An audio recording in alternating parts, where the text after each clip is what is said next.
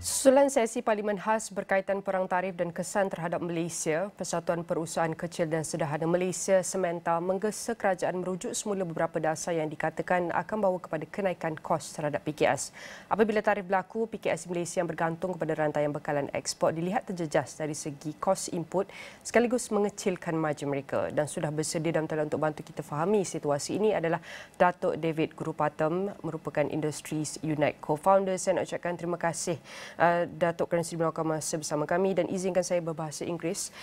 Firstly, Datuk, support. We want to talk about the maybe government supports. What are some of the gaps that we need to address? As the PM speech emphasizes supporting affected exporters, particularly SMEs. From your perspective, what are the specific gaps in current government interventions that fail to address the real on-ground struggles of SME exporter facing the US tariff hikes? I think the first thing that we have to be very concerned about is the exclusion of non-exporters. So currently, if you look at the support, it's for the SMEs or companies that are involved in exporting. However, we must realize that the supply chain isn't just about exporters. So domestic sectors such as logistics, retail, and F&B face rising input costs due to tariffs but lack targeted aid. So in other words, their costs are going to go up. They're not exporters, SMEs in this business, but their costs are going to go up. There seems to be a gap there that needs to be addressed. The other is, of course, regulatory burdens. Currently, obviously this happened suddenly, and the government kind of got caught by surprise by this very, it's very imposing sanction in a way. But we have to also rationalize our previous policies that we had planned for. And one of the main things I think that affect SMEs are the SST expansions or possible SST expansions, and also local council fees. These are sort of existential issues for SMEs because SST, as you know, affects the margins as well. So if we are expecting margins for a lot of these SMEs to come down, then perhaps one of the considerations temporarily or for the short term might be looking at whether we want to expand SST charges at the moment, because that remains unaddressed. Of course, the other thing is something that we have been facing for some time now, which is labor shortages, right? The restrictions on foreign worker hiring, especially in sectors like tourism and logistics. So one, it worsens the operational chain. And second, it increases the costs for these SMEs. I understand that we want to move away from reliance on foreign workers, but we've got to look at reevaluating these policies in light of the current situation that we have. Yeah. And we want to make sure the current situation is the realistic pathways, and then talking about realistic access versus policy promises. Many SMEs find it difficult to access government aid due to bureaucratic red tape. How confident are you that the promised support mechanism will be realistically accessible and effective for smaller, non-Bumiputra or rural-based SMEs? We have been talking about this for many years, including during the COVID times, where, Industries Unite and we have been calling, for more engagement on this, because whenever there's a crisis, the people at the bottom who are unrecorded because they haven't, registered with a certain agency, or their bank accounts are not in order, or they're not paying taxes and things like that, or properly, because they don't have access to a lot of information, or people who have no access to a lot of information. A lot of these people get left out of the support system.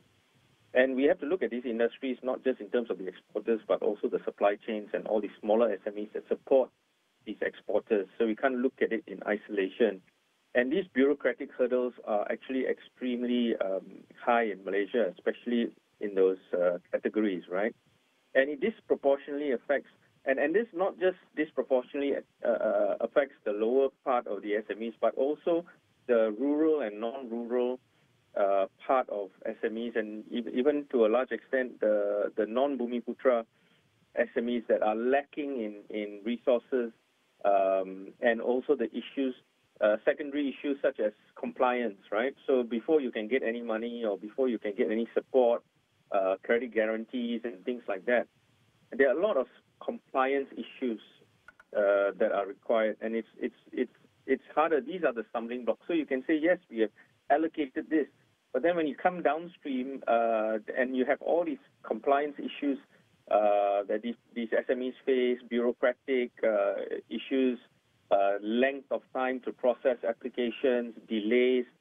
This is the real world that we're talking about. We're not talking about policy right now, but the real world, the SME, the director that steps in asking for this assistance is not going to work out so easily and quickly. And we need to move quickly because we have a very short time frame.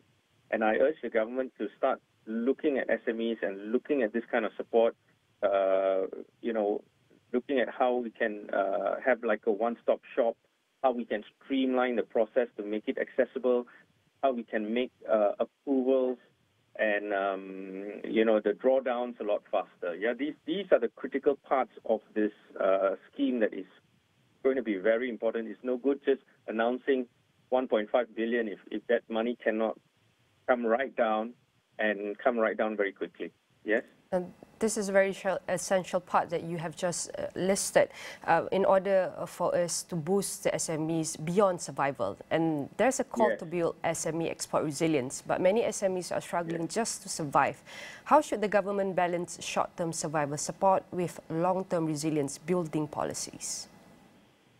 I think in the short term, the issue will be liquidity and access to capital, because if you're looking at exporters, and even if there is, I don't think we're going to go to zero tariff. It's going to affect definitely margins and the ability to do business. So number one, there must be confidence. So if you try to walk to a pasar malam and you only got 5 ringgit in your wallet, it will affect your confidence. So the first thing that we need to do to address these issues with the SMEs is to give them confidence.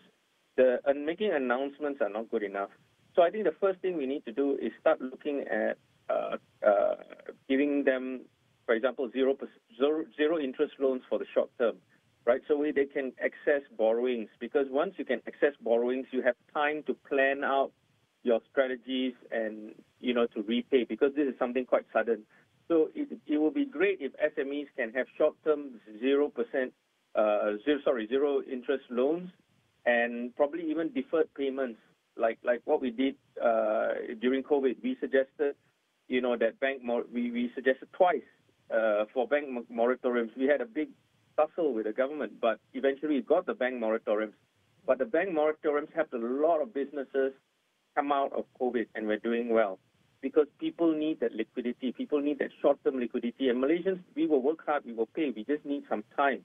And so that is why, number one, if we can get some zero-interest loans, if we can get some deferred payments, we can work with the bank, the government can help us work with the banks.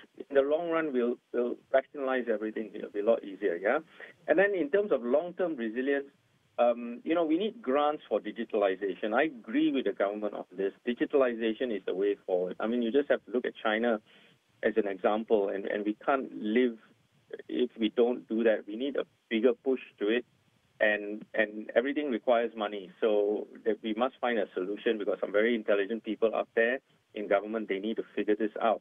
Because with digitalization comes automation, right? So for all of this, we also need good broadband strategies, good broadband networks, and you can see the mess that we're in on that. I mean, I'm just going to say it, I'm going to put it out there as where we are in terms of connectivity. And unless we address these issues, in a very serious manner, we're never, there's no point talking about digitalization and automation and all of that. We need emphasis on those kind of long-term priorities. And the other is prioritizing immediate working capital injections while phasing resilient investments over 12 to 18 months would be a balance. So in other words, I mean, you can come in with these conditions and say, well, if you implement this, if you implement that, then we can work out a longer period. We can help you fund this, and you can have a balance of both. Yeah. So you have to have a short-term, as I said, liquidity problem, zero interest loans. But in the long term, and for resilience, we need grants. Just like we need longer-term loans and better repayment strategies. Yeah. Dato', when we talk about also regional corporations, which markets realistically present the most viable alternatives to the US for Malaysian SMEs, how do we avoid repeating over-dependence this time with regional giants like China or India? What are the best strategy or approach that we can apply? I think number one is, if you look at ASEAN, compared to 1975 and now we are in 2025, we are a very sophisticated trading bloc as a group. We have China's one of the largest traders with China and in fact the rest of the world. And if you look at the size of the population of ASEAN, we have a good, strong population. We have a young population, unlike China. And we have the benefits of being between two growing giants, both India and China. And so we should be looking more at coordinated approaches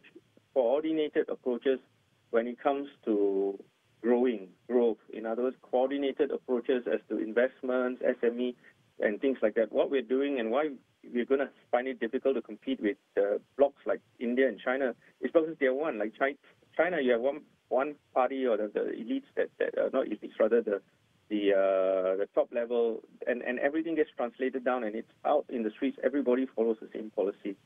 But when you're fractured and each country is fighting with each other for trade, for investments, and we're competing with it, I'm not saying that's bad, but at some point we have to have a coordinated approach on this in terms of looking at us as a regional bloc. And the governments need to foster better coordination and cooperation with SMEs across these countries because we are resource rich, we are technical rich, we have some countries have very developed banking sectors. We have different expertise in ASEAN. And the government, we must find a way to get us to collaborate. We must be able to collaborate. We must have SMEs that are able to collaborate. So, for example, if a Malaysian company wanted to go to Indonesia or Thailand, they should not have to face different struggles. We should have central sort of systems, one-stop shops for ASEAN's priorities for ASEAN travelers, for ASEAN businesses, and especially SMEs. So that kind of cooperation is very important. Now, industries good like Samantha, they've talked about new licensing requirements and competition policies, and I agree. I mean, we can't be looking at licensing as bureaucratic tools, especially when you want to talk about free trade, free movement of capital and things like that, right? So bureaucracy is always the enemy of business, right? And the other is, you can't have competition policies that are different for different countries. We have to standardize these things. So on that basis, I agree with Samantha. Now, you see, the other thing is also while MITI has engaged with U.S. officials, and we know about it, a lot of the grassroots SMEs, they're still clueless. They don't know what's happening. And don't forget, they may not be exporters, but they are a crucial supply of the supply chain. We always forget about the supply chain leading to these exporters. We need to focus on them. We need to make them aware of what's going on. We need to support the people who support these companies, right? And then, so what you're going to have is you are going to have supply chain issues because of this tariff, not directly, but there's also indirect issues, which is there are going to be tariffs on other countries as well that are going to affect these suppliers of the exporters. That's what I mean by the supply chain disruption. I don't see anything that was said in Parliament or it was discussed. That part of it, which is a crucial component, was not discussed. It was not in the statement. So SMEs have to be worried because it's not just the exporters. There's a whole host of support SMEs that also have supply chains but have another problem, which is the markets to which they are having access to also have tariffs. So we have to you have to look at it in a very, and I think that's where the gap is with what Parliament has done. Parliament has not looked at this. This is very, very crucial, and I can assure you that if we don't deal with this, we're going to have very, very big problems. All right, definitely we have to take this very seriously, Dato. As you can see, the high tariff is affecting globally, especially the vulnerable group. And we hope, thank you for also dive deep, helping us understand what are some of the Malaysia's preparation for the affected exporter, especially the SME. What can we do to save, support and protect them moving forward? Again, I would say thank you very much, Dato David Gurupatam, Industries Unite co-founder. And definitely all of our discussion here will be featured in astrawani.com across all social media platforms. Stay tuned, as Niaga Awani will be taking a short break and we'll be right back.